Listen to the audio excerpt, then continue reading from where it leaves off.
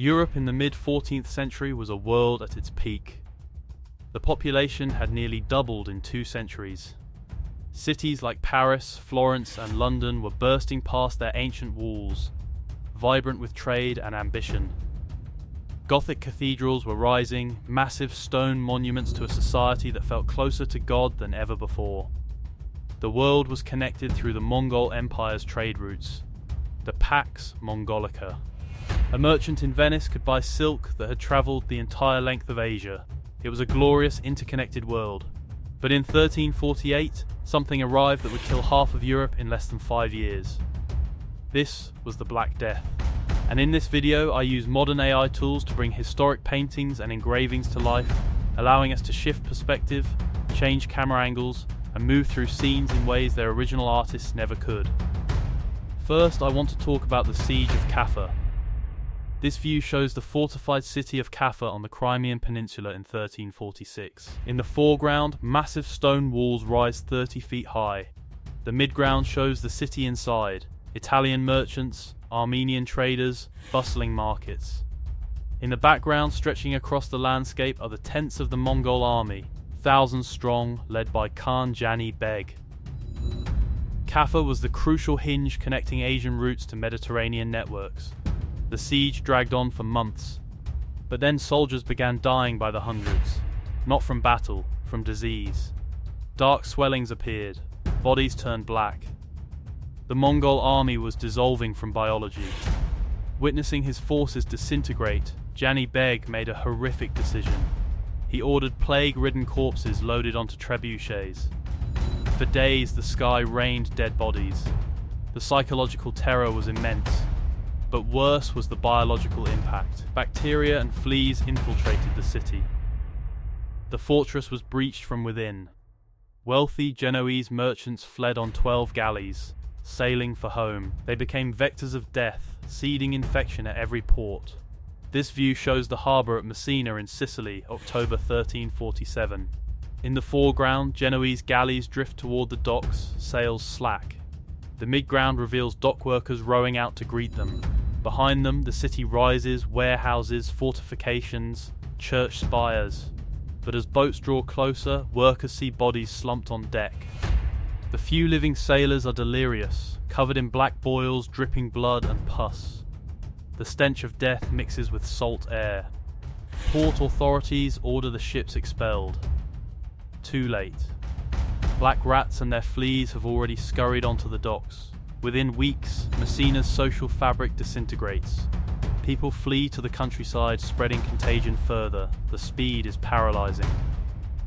By early 1348, the disease moves west to Marseille, crosses to Dubrovnik.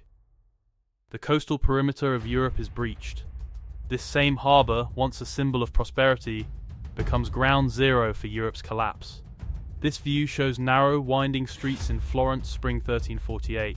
In the foreground, a cart piled with corpses moves slowly, pulled by men with cloth over their faces.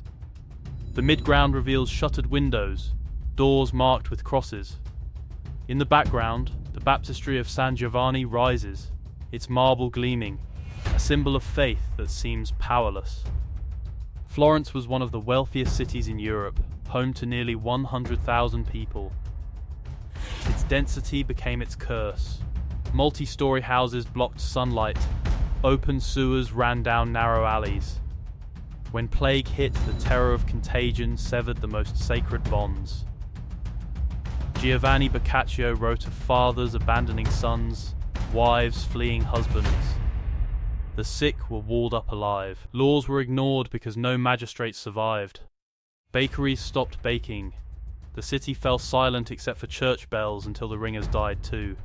The dead piled up faster than they could be buried. Churchyards filled in days, forcing massive plague pits on the outskirts. Bodies stacked in layers covered with thin soil. By late 1348, Florence lost 60% of its population. 60,000 people gone in less than a year. Remarkably, you can still walk these same streets today. This view shows a physician's study in Paris around 1348. In the foreground, a doctor examines a patient. Tunic pulled back to reveal a bubo, a blackened mass bulging from the armpit. The midground shows shelves of herb jars, medical texts, bloodletting instruments. Through the window, Notre Dame's towers rise against grey sky. The doctors weren't fools. They were the most educated men alive, trained at universities. But their framework was fatally wrong. They believed in humours and miasma, that illness came from corrupted air. The University of Paris blamed a planetary alignment in 1345 that released noxious vapours. Their treatments followed this logic. Don't bathe. It opens pores to bad air. Burn aromatic woods. Bleed patients already weakened by fever. Lance the buboes, spreading infection faster. Every rational attempt only fed the disease. The realization that their best knowledge was useless created a profound psychological crisis. If science couldn't help and medicine couldn't heal, perhaps this was divine punishment. This intellectual shattering would eventually spark the Renaissance. But in 1348, they could only watch patients die. This view shows a procession through Strasbourg in summer 1349. In the foreground, flagellants march in white robes with red crosses. They're bare from the waist up, carrying leather scourges tipped with iron spikes. The midground shows them in the town square, whipping their own backs until blood flows. Crowds kneel, some weeping. In the background, Strasbourg Cathedral's pink tower rises. The flagellants believed public penance could appease God's wrath. They travelled in bands of 200, performing brutal rituals twice daily. The crack of leather on skin, groans of pain, hymns in German, not Latin. For a time they were welcomed as holy men, but they quickly turned dangerous, preaching the church was corrupt, priests unnecessary. They helped fuel anti-Semitic violence. By late 1349, Pope Clement VI condemned them as heretics. Their existence reveals how close society came to religious breakdown. This view shows Strasbourg's Jewish quarter on February 14, 1349.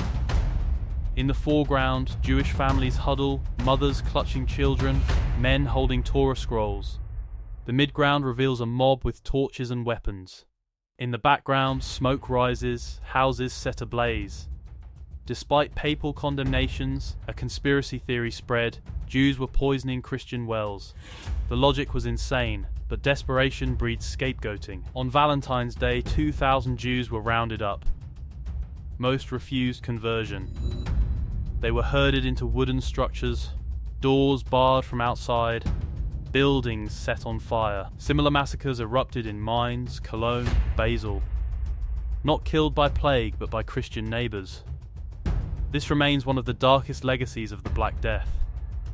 Today, memorials in Strasbourg mark these atrocities.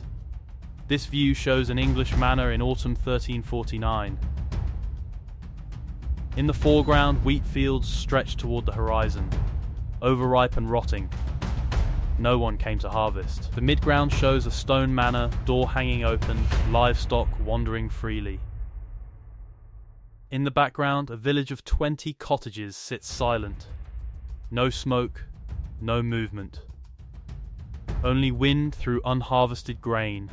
90% of medieval Europe lived in the countryside. The plague reached them through refugees and travelling merchants. Entire villages vanished. The manorial system collapsed. Chronicles describe sheep wandering aimlessly, wolves encroaching on settlements. The managed landscape was reclaimed by wilderness. England lost between 1/3 and half its population. Lords desperate for labour had to offer higher wages. Peasants held power for the first time. Serfdom's bonds weakened, eventually breaking. Many abandoned villages remain today as grassy mounds, silent reminders of communities that vanished. This view shows a Venetian lagoon island in spring 1348. In the foreground, a merchant galley approaches slowly. The midground shows wooden barracks where crews are confined for 40 days, 40 giorni. Guards patrol to prevent escape. In the background, Venice's skyline rises, San Marco's domes, the Campanile. Venice responded with unprecedented public health measures. They established the lazaretto system. Ships from infected ports had to wait 40 days. If no one fell ill, entry was allowed. If disease appeared, ships were burned. It was Europe's first organised quarantine. For the first wave, it was too late. Venice still lost 60% of its population. Gondolas became funeral barges. But the lazaretto proved its worth in later outbreaks, saving countless lives. The concept spread across Europe. Some original islands still exist, visible from boats today. This view shows London's outskirts near the Tower Winter 1349. In the foreground, workers shovel lime over bodies in a massive trench. Corpses are laid in orderly rows, dignity maintained even in catastrophe. The midground shows carts arriving constantly, stacked with bodies. In the background, London's walls rise, smoke darkening the sky. London's 80,000 people were packed inside Roman walls. When plague arrived in autumn 1348, churchyards filled in weeks. Authorities purchased 2 plots outside the walls, East Smithfield and West Smithfield. These became mass graves. Archaeological excavations in the 1980s uncovered over 600 skeletons, confirming Yersinia pestis. By early 1350, London lost 40 to 60% of its population. Streets fell silent, neighbourhoods were abandoned. Grass grew in marketplaces. Today, East Smithfield sits beneath modern development. A small plaque marks where thousands were buried. This view shows Europe in 1351, after the first wave burned out. In the foreground, survivors emerge, blinking in unfamiliar sunlight. The midground shows abandoned buildings being reclaimed, families moving into larger empty houses. In the background, fields lie fallow, forests encroaching. Between 75 and 200 million died across Eurasia. Europe lost half its population in 5 years. The aftermath brought economic chaos, then something remarkable. Massive depopulation created labour shortage. For the first time, peasants held power. Lords had to offer higher wages, better conditions. Serfdom cracked and broke. Historians call it the golden age of the labourer. Art became obsessed with death. The Danse Macabre showed skeletons leading everyone to the grave.